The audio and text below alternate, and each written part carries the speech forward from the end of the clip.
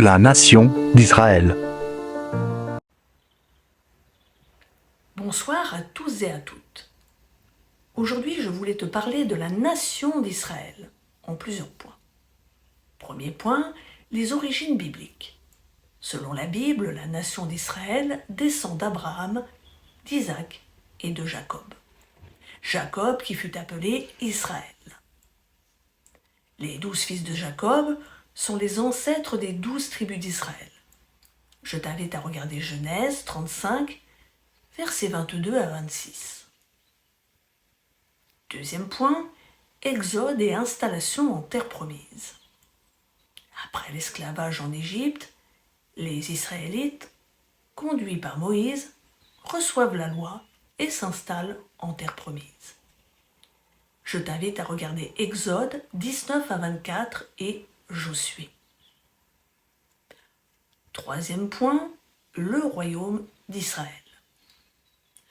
Le royaume d'Israël sera établi sous Saül, puis David et Salomon.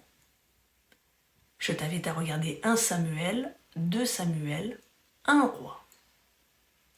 Après la mort de Salomon, le royaume se divisera en deux,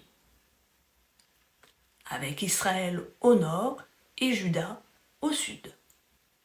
Je t'invite à regarder 1 roi 12. Quatrième point, exil et dispersion. Le royaume d'Israël, au nord, sera conquis par l'Assyrie en 722 avant Jésus-Christ. Et sa population sera déportée. Je t'invite à regarder 2 Rois 17. Alors le royaume de Juda, au sud, sera conquis par Babylone en 586 avant Jésus-Christ. Et l'élite de la population sera exilée. Je t'invite à regarder 2 Rois 25. Cinquième point, la période perse et hellénistique. Alors, après la conquête de Babylone par les Perses, les Juifs seront autorisés à retourner en Juda et à reconstruire le temple. Je t'invite à regarder Esdras et Néhémie. La région passera ensuite sous domination grecque, puis romaine.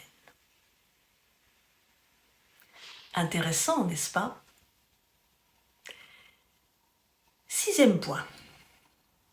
Destruction du temple et dispersion. En 70 après Jésus-Christ, le temple de Jérusalem sera détruit par les Romains.